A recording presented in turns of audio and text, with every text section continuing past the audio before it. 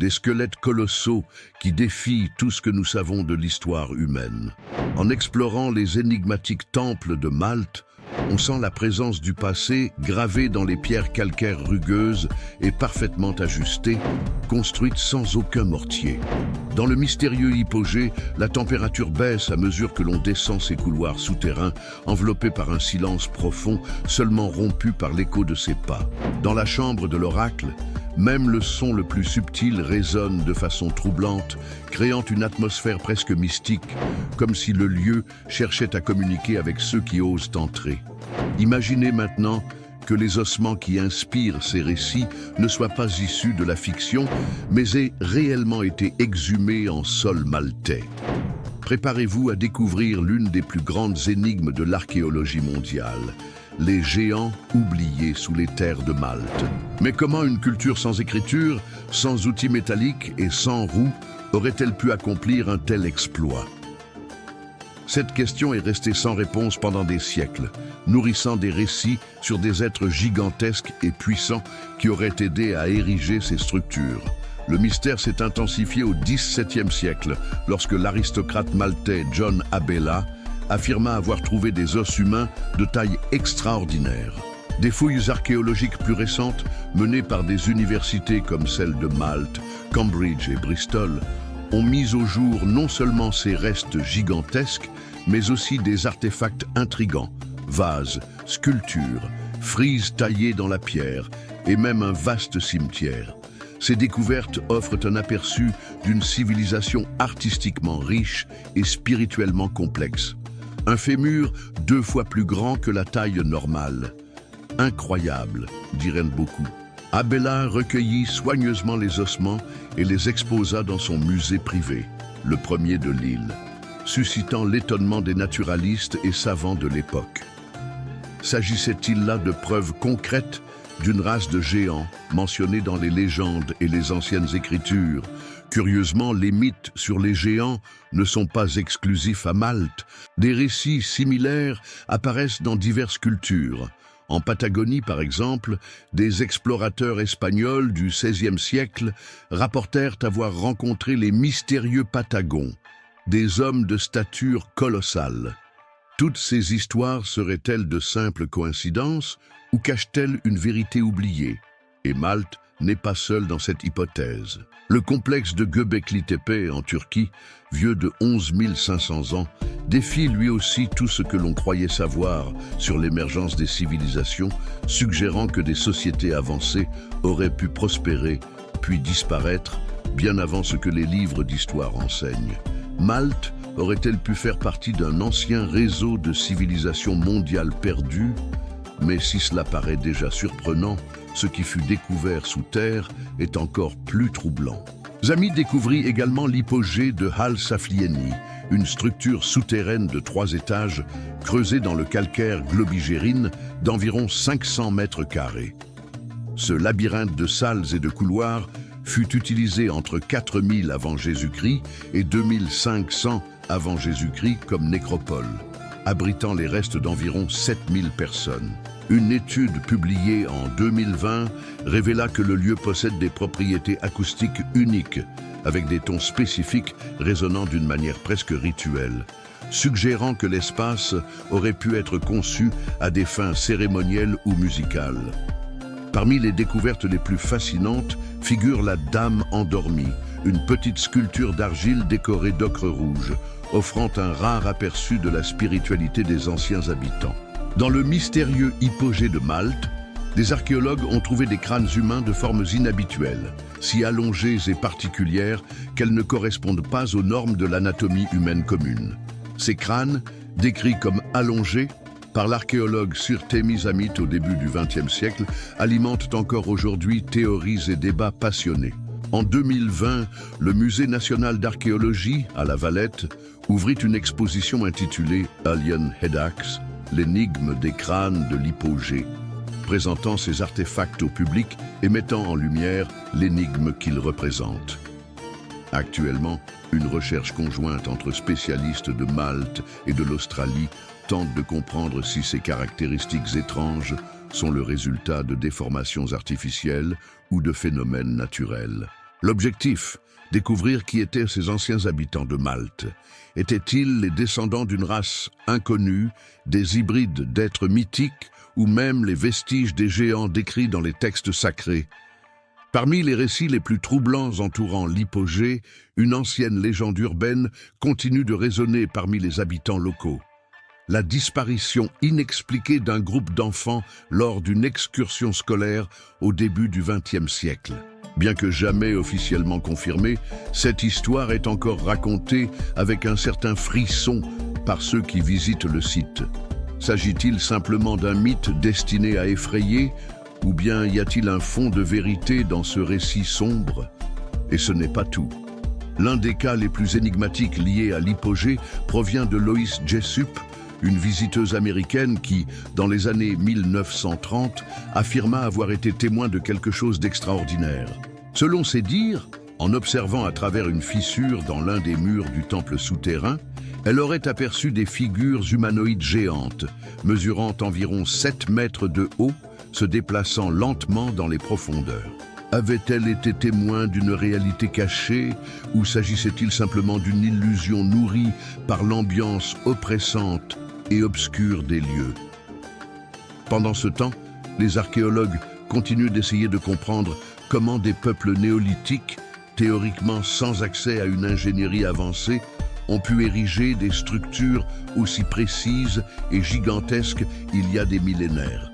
À chaque nouvel artefact découvert, l'hypothèse selon laquelle Malte aurait été le berceau d'une civilisation défiant tout ce que nous savons de l'Antiquité prend de l'ampleur. Les ossements de proportions démesurées découverts par John Abela ont été reclassifiés plus tard comme appartenant à des animaux, mais les crânes allongés de l'hypogée demeurent authentiques et continuent d'être analysés aujourd'hui.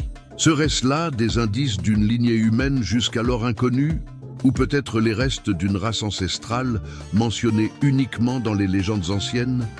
L'île de Malte se présente comme un point de convergence entre histoire, légende et un mystère échappant à toute explication conventionnelle. Un lieu où les vestiges archéologiques semblent renfermer des secrets que la science hésite encore à affronter.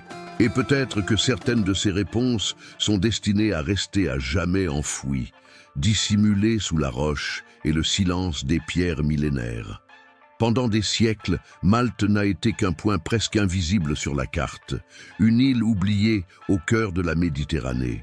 Cependant, pour les rares qui ont osé creuser plus profondément, il est devenu évident que cet endroit recèle des secrets aussi anciens que troublants. À mesure que les fouilles se poursuivent, de nouveaux temples sont révélés, chacun plus énigmatique que le précédent, alimentant encore davantage les questions sans réponse. L'un de ces monuments est le temple de Gantija, dont l'âge dépasse même celui des pyramides égyptiennes.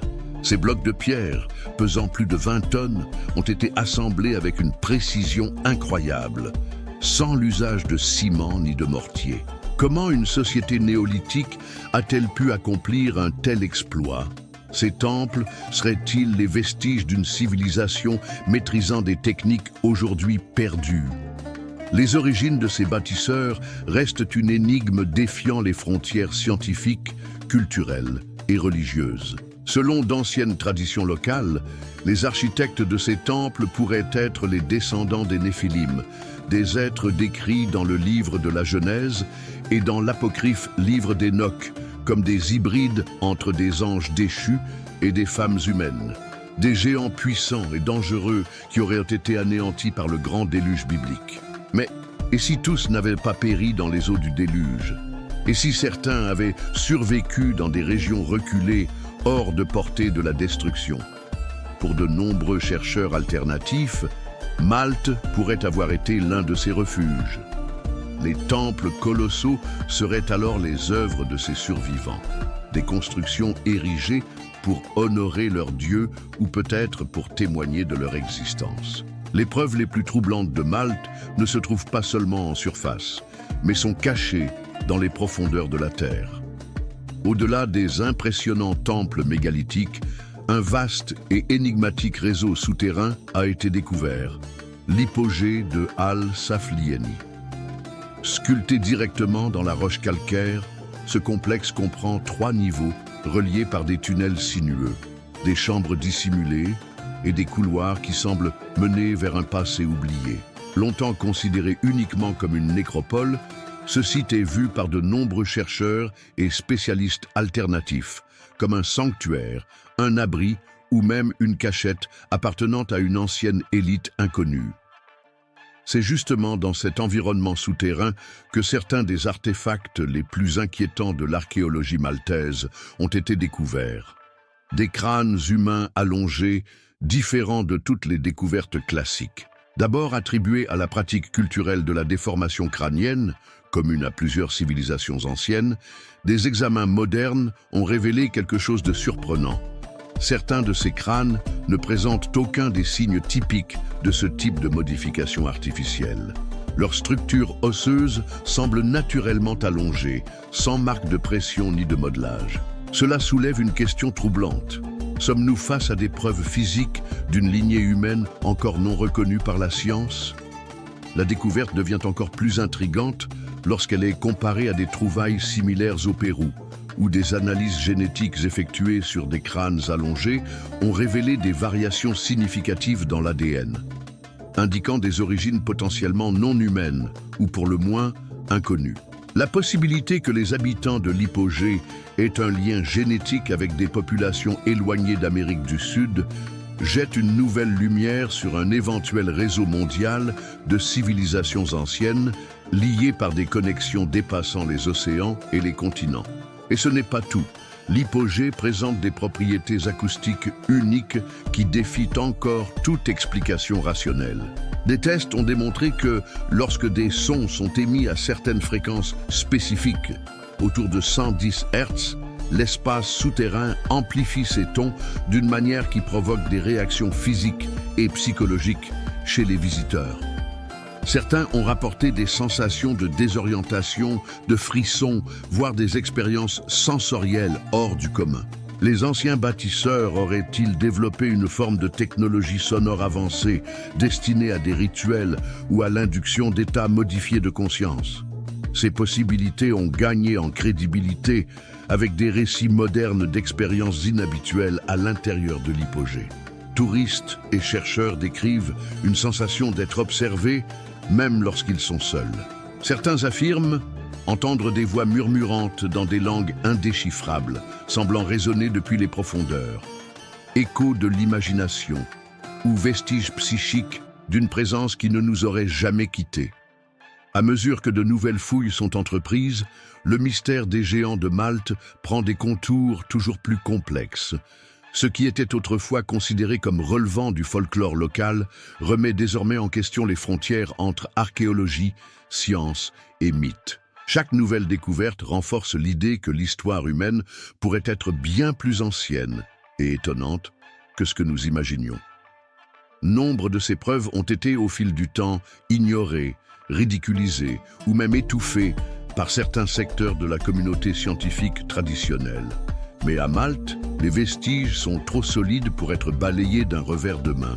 Avec l'avancée des recherches, apparaissent des indices d'une civilisation perdue qui aurait peut-être coexisté avec l'humanité moderne, voire même l'avoir précédée. En 1939, peu avant le début de la Seconde Guerre mondiale, des archéologues ont découvert des chambres souterraines encore plus profondes à l'intérieur de l'hypogée. Certaines étaient partiellement submergées, reliées à la mer Méditerranée par des passages encore non explorés dans leur totalité. Ces tunnels auraient-ils servi de voies d'évacuation, de canaux secrets ou d'entrées utilisées par des visiteurs arrivant discrètement sur l'île? Qui les empruntait? Des prêtres? Des entités inconnues? Ou, comme beaucoup le spéculent, les géants eux-mêmes? D'anciens textes phéniciens décrivent Malte comme une terre protégée par des êtres divins de grande stature. Nombreux sont ceux qui pensent que ces récits ne sont pas purement symboliques, mais bien des descriptions directes des premiers habitants géants de l'île. Les chambres submergées auraient pu servir de portail secret entre des royaumes perdus et le monde connu. Ces découvertes renforcent également une hypothèse de plus en plus populaire parmi les théoriciens des civilisations antédiluviennes. Malte aurait pu faire partie d'un réseau de cités avancées ayant existé avant le cataclysme connu sous le nom de déluge. Cette théorie est étayée par l'incroyable précision astronomique des temples maltais, qui s'alignent sur des événements célestes ayant eu lieu il y a plus de 12 000 ans. Revenons à l'hypogée. Un point en particulier suscite une inquiétude grandissante parmi les chercheurs alternatifs. Selon certains témoignages, des chambres découvertes au cours des dernières décennies auraient été scellées intentionnellement par les autorités. Les raisons exactes demeurent obscures, mais certaines sources suggèrent que ce qui a été trouvé à l'intérieur serait tout simplement inacceptable pour le modèle historique officiel. Les archives concernant les géants seraient-elles supprimées? Au temple de Tarxien, une autre piste a récemment émergé. Dans des chambres souterraines annexes, des archéologues ont découvert des bas-reliefs représentant de petites figures aux côtés d'autres bien plus grandes, dans une scène évoquant la cohabitation entre des humains ordinaires et des êtres de taille gigantesque.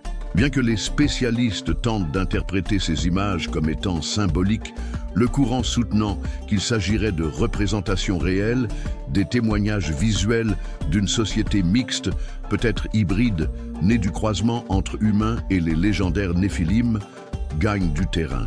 Le récit est audacieux, mais les indices sont là, sous nos yeux. Des temples colossaux, des structures acoustiques incompréhensibles, des crânes anormaux et des représentations visuelles d'êtres disproportionnés. L'île de Malte pourrait bien détenir la clé d'un chapitre oublié ou effacé de l'histoire de l'humanité. Malte n'est pas seule en ce qui concerne la présence de géants. Des récits similaires résonnent dans les cultures des quatre coins du monde. Des peuples précolombiens des Amériques aux tribus ancestrales de la Polynésie, on retrouve des histoires de créatures colossales, dépositaires de connaissances avancées et de compétences architecturales défiant toute logique. Si les preuves découvertes sur le sol maltais s'avèrent authentiques, nous serions face à un choc historique nécessitant une réinterprétation radicale de la trajectoire humaine. Et si, en fin de compte, ces géants avaient réellement marché parmi nous, laissant leurs traces dispersées à travers la planète? La grande énigme est la suivante. Pourquoi ces preuves continuent-elles d'être systématiquement discréditées, dénigrées ou simplement ignorées?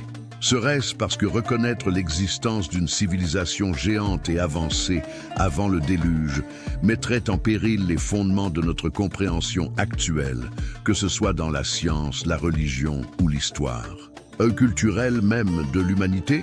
C'est peut-être précisément pour cela que tant d'indices demeurent étouffés sous des couches de bureaucratie, d'incrédulité et de commodité.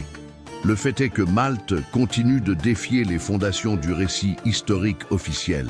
Ses constructions gigantesques, les crânes de forme inhabituelle et les temples alignés depuis des millénaires avec des phénomènes célestes ne sont pas de simples curiosités archéologiques. Ce sont des portails ouverts vers un passé qui refuse encore de se dévoiler entièrement. Le mystère des géants de Malte n'est pas seulement une anomalie archéologique, mais un rappel criant que ce que nous croyons savoir de notre passé n'est peut-être qu'une fraction de la vérité. Avec de nouvelles recherches menées sur l'île, l'espoir est que davantage de pièces de ce puzzle refassent surface. Peut-être pourrons-nous bientôt répondre à la question qui intrigue depuis des siècles les explorateurs, les universitaires et les chercheurs de vérité. Qui étaient les bâtisseurs de ces temples démesurés? Et quel était leur véritable rôle dans l'histoire de l'humanité? Si les légendes parlant de géants, de crânes allongés et de tunnels souterrains paraissent trop fantaisistes, il convient de rappeler, l'histoire est bien souvent plus incroyable que la fiction. Ce qui est aujourd'hui considéré comme un mythe pourrait, à l'avenir, être confirmé comme une réalité. La science orthodoxe résiste fréquemment à affronter des preuves qui remettent en cause le statu quo. Et Malte, avec ses découvertes déroutantes, est un exemple clair de la manière dont la vérité peut être étouffée par des conventions intellectuelles. Des chercheurs indépendants soulignent, avec une fréquence croissante, la répétition de symboles et d'inscriptions similaires entre les sites archéologiques de Malte et d'autres lieux anciens à travers le monde. Cette connexion symbolique suggère l'existence d'une culture mondiale ancestrale, peut-être interconnectée par un réseau de savoirs perdus au fil du temps. Dans ce scénario, Malte serait une pièce maîtresse d'une civilisation planétaire oubliée, avec des temples, des tunnels et des archives visuelles pointant vers l'existence de géants et d'êtres célestes qui auraient influencé les débuts de l'humanité. Et pourquoi ces preuves continuent-elles d'être marginalisées? Les accepter impliquerait de reconnaître que les récits anciens, de la Bible aux textes sumériens en passant par les légendes indigènes, pourraient contenir plus de vérités historiques que beaucoup ne souhaitent l'admettre. Après tout, les références aux géants ne manquent pas. Ils apparaissent comme les Néphilim, les Titans, les Anunnaki ou sous d'autres noms, toujours liés à des événements catastrophiques et à des transformations globales. Tous ces récits seraient-ils de simples coïncidences?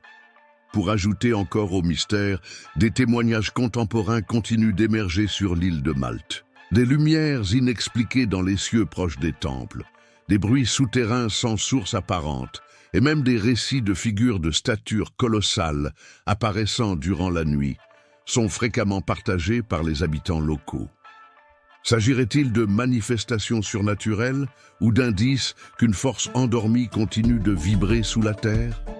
L'énigme des crânes allongés persiste également. Des études récentes indiquent que, au-delà de leur forme inhabituelle, la composition génétique de certains de ces crânes pourrait être radicalement différente de celle attendue chez les humains modernes.